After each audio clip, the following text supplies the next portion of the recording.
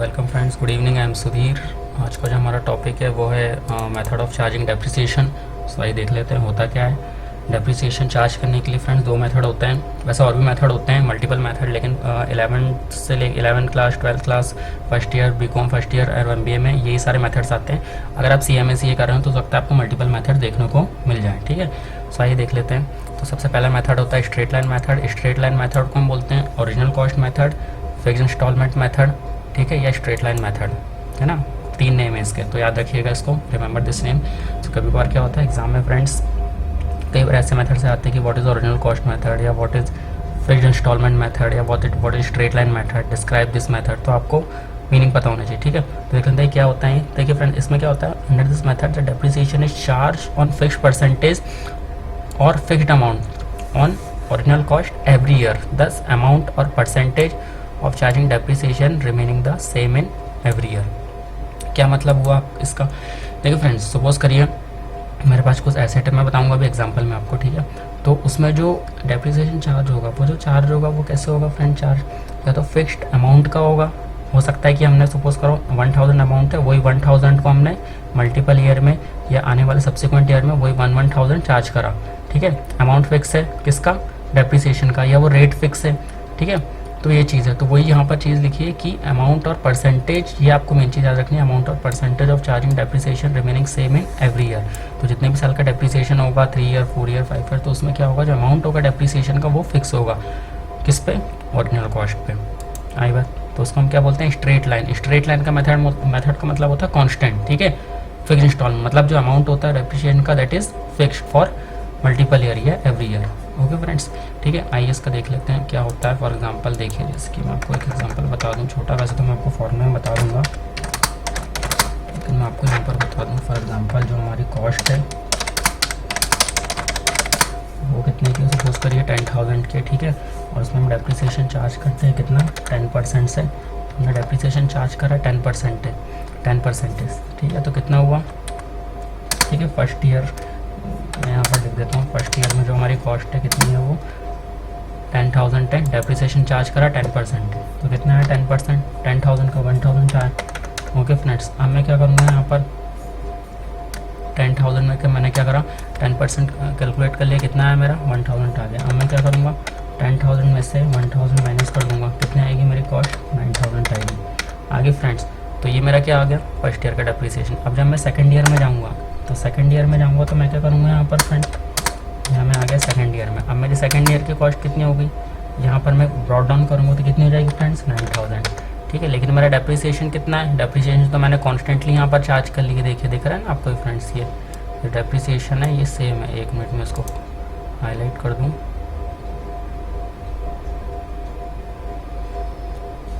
ये जो है सेम है, ठीक है, 1000। अब मैं क्या करूँगा इसमें, फिर से कितना करूँगा, माइनस कितना कर दूँगा, 1000 कर दूँगा। ओके फ्रेंड, तो कितना जाएगा यहाँ पर? 8000 आ गया। ये सेकंड ईयर का हो गया। ठीक है, अब जब मैं इसको कैलकुलेट करूँगा तो किस में कैलकुलेट करूँगा? थर्ड ईयर में मैं लेके जाऊँगा, तो मैंने यहाँ पर लिखा थर्ड ईयर। ठीक है, मेरी वैल्यू कितनी हो गई? 8000 हो गई। तो अब जो 8000 है मैं उस पर कैलकुलेट करूँगा, कितना करूँगा? फिर से वही 1000। ठीक है, तो अब मैं 8000 पे 1000 माइनस करूँगा तो मेरे पास कितना आएगा फ्रेंड्स यहाँ पर? 7000। ओके, फिर मैं नेक्स्ट पे जाऊँगा, कौन सी ईयर पे? 4th ईयर पे। मैं यहाँ पर आ गया 4th ईयर पे। ठीक है फ्रेंड्स, तो 4th ईयर में मैं गया तो मेरी वैल्यू ओरिजिनल कॉस्ट, समझ में आ रहा है आपको? Original cost in the sense कि जो हम माइनस कर रहे हैं ना, देखिए यहाँ पर हमने 10,000 में से 1000 माइनस करा तो उसकी ओरिजिनल कॉस्ट कितनी हुई? 9,000। यहाँ पर इसकी ओरिजिनल कॉस्ट कितनी है? 8,000। यहाँ पर कितनी है? 7,000। तो मैं 7,000 पे चार्ज करूँगा। कितना चार्ज करूँगा फ्रेंड्स? 1000, वही है ना, सेम डेप्रिसिएशन। तो कितना आएगा मेरा?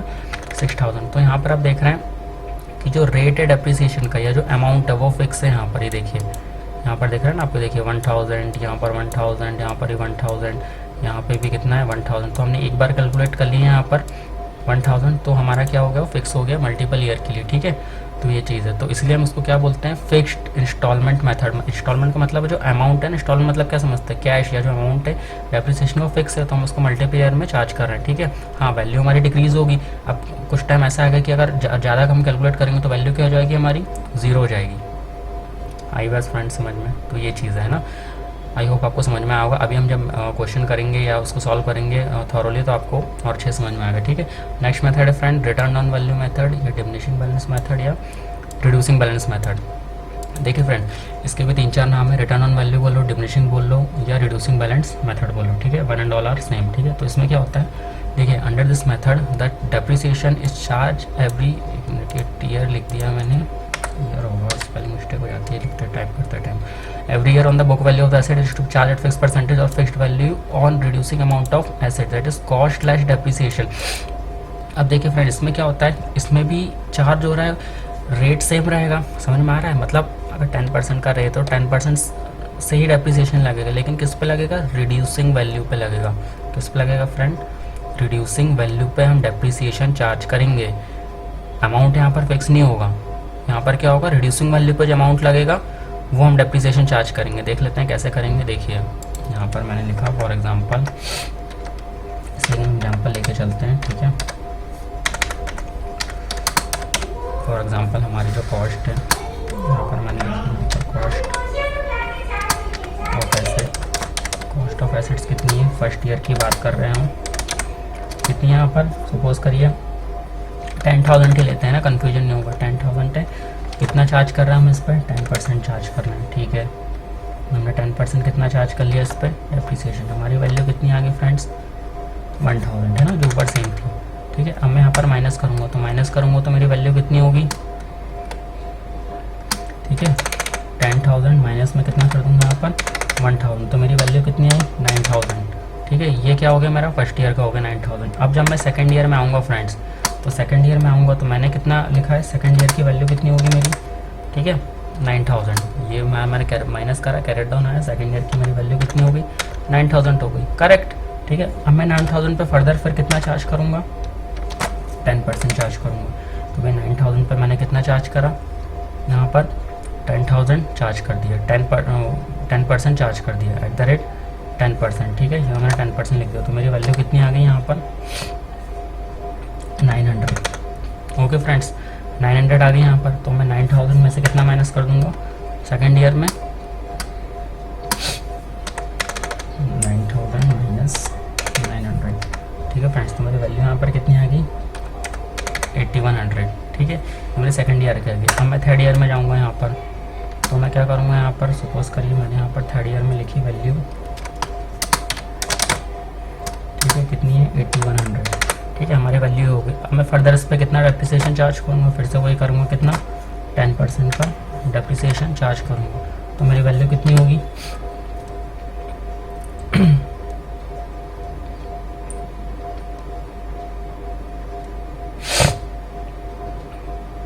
यहाँ पर मैं 10% का डेप्रिसिएशन चार्ज करूँगा, तो मेरी वैल्यू कितनी होगी, सॉरी फ्रेंड्स और इंटरप्शन हो गया था 810, ठीक है 810 यहाँ पर आ गई, ठीक है। तो अब यहाँ पर माइनस करूँगा फ्रेंड्स, तो माइनस करूँगा तो यहाँ पर वैल्यू कितनी आ जाएगी, आप देख सकते हैं। देखिए यहाँ पर मैंने माइनस करा 8,100 माइनस कितना कर दिया फ्रेंड्स यहाँ पर 810, तो हमारी वैल्यू कितनी हो गई 7,290। ओके फ्रेंड्स, तो ये है किसका, रिटर्न वैल्यू का। अब देखिए आप में दोनों में डिफरेंस है क्या, बहुत ही माइनर डिफरेंस है। देखिए फ्रेंड, यहाँ पर मैंने आपको अभी थोड़ी देर पहले बताया, कुछ सेकंड पहले, कि यहाँ पर जो रेट है, जो अमाउंट है, जो वैल्यू सेम है। हाँ, वैल्यू यहाँ पर कम हो रही है, ऑफकोर्स ही बात है ना फ्रेंड। आप किसी भी कोई भी एसेट यूज़ करेंगे ईयर बाय ईयर, हमने पढ़ा था ना, क्या बोलते हैं, कौन कौन से वो होते हैं, क्या रीजंस होते हैं फॉर चार्जिंग डेप्रिसिएशन, तो ऑब्सोलेसेंस, वेयर एंड टाइम। तो देखिए थर्ड ईयर में वैल्यू और कम होगी, फोर्थ ईयर में और कम होगी, लेकिन यहाँ पर अमाउंट कितना फिक्स है, स्ट्रेट है, कांस्टेंट है, फिर इंस्टॉलमेंट है, ठीक है। कितना है 1,000 की इंस्टॉलमेंट दे रहे हैं, मतलब 1,000 की डेप्रिसिएशन चार्ज करना, राइट। अब यहाँ पर देखिए, यहाँ पर रिड्यूसिंग बैलेंस मेथड में यहाँ पर क्या हो गया फ्रेंड्स, यहाँ पर रिड्यूसिंग बैलेंस मेथड में क्या हो गया, डेप्रिसिएशन वही रेट्स है, 10% यहाँ भी था, 10% यहाँ भी है, लेकिन यहाँ पर क्या है, रिड्यूसिंग कॉस्ट पर है। देखिए यहाँ पर 10% लगा था, तो यहाँ पर वैल्यू कितनी हुई 9,000। अब सेकंड ईयर में 9,000, ठीक है, तो वैल्यू जो होगी हम 9,000 पे लगाएंगे फ्रेंड। जो रिड्यूसिंग कॉस्ट है ना, इस पे लगाएंगे, ना कि हम 1,000 पे चार्ज करेंगे, ना कि हम 1,000 डायरेक्टली लिखेंगे, ठीक है। अब 9,000 पे लगा, 900 कितना है 8,100। अब जो वैल्यू हो गई 8,100 रिड्यूस हो गई, तो ये जो रिड्यूसिंग वैल्यू है ऑफ एसेट्स की, इस पे चार्ज करेंगे 10%। ऐसा नहीं है कि हम डेप्रिसिएशन इसमें 1,000 लगा रहे हैं। तो देख रहे हैं आप यहाँ पर क्या हो रहा है, यहाँ पर रिड्यूसिंग वैल्यू पे कैलकुलेट हो रहा है, और यहाँ पर हमने क्या कर लिया, एक बार फिक्स कैलकुलेट कर लिया, तो हम हर साल वही चार्ज कर रहे हैं सेम ईयर में। आई फ्रेंड्स, बात समझ में आई हो, आपको इतनी चीज़ समझ में आई होगी। अगर समझ में आई हो तो प्लीज़, अगर नहीं आया हो तो प्लीज़ एक बार और चेकआउट कर लीजिए, वॉच कर लीजिए, है ना। आगे हम जो भी मेथड पढ़ेंगे डेप्रिसिएशन के, तो मैं उसमें आपको थॉरली बताऊंगा कैसे चार्ज होता है, एसेट कैसे परचेज करते हैं, कैसे सोल्ड करते हैं, राइट फ्रेंड। तब तक के लिए बाय। अगर वीडियो पसंद आया तो प्लीज़ लाइक शेयर सब्सक्राइब कर दीजिए, और नहीं आया हो तो प्लीज़ एक बार और देख लीजिए ताकि क्लियर समझ में आए। देखिए बहुत ही क्लियर या बहुत ही बेसिक कॉन्सेप्ट से मैंने आपको ये समझाया है, ठीक है। आई होप कि आपको मतलब समझ में तो आया होगा, ठीक है। बहुत ही जो उसको बोलते हैं ना, क्या बोलते हैं, एकदम ईजी टर्म्स में, ईजी लैंग्वेज में समझाया है, ठीक है। तो ये एक देखिए फ्रेंड्स, हम कोई भी चीज़ पढ़ते हैं ना, तो हमें जो है सबसे पहले we have to know the basic meaning of that term, है ना। हमें सबसे पहले बेसिक मीनिंग ही पता होना चाहिए। आप कोई से भी एग्ज़ाम देंगे, CMA के देंगे, CA के देंगे, या ग्रेजुएशन के देंगे, PG के देंगे, तो उसमें देखिए ये सब देखिए फ्रेंड, जितने सारे एग्जाम्स होते हैं ना, इसमें आपका नॉलेज टेस्ट कराता है। और नॉलेज टेस्ट का ही देखो, टेस्ट का मतलब ही होता है कि आपको डीप नहीं आना है, आपको सबसे पहले मीनिंग तो पता हो, that you have to know the basic meaning of that term, ठीक है। तभी तो आप आगे क्या करोगे, you have to move thoroughly into that, है ना। तो ये चीज़ है। सो फ्रेंड बस इस वीडियो में इतना ही, है ना। तो मिलते हैं आगे नेक्स्ट वीडियो में, तब तक के लिए till then goodbye, thank you very much.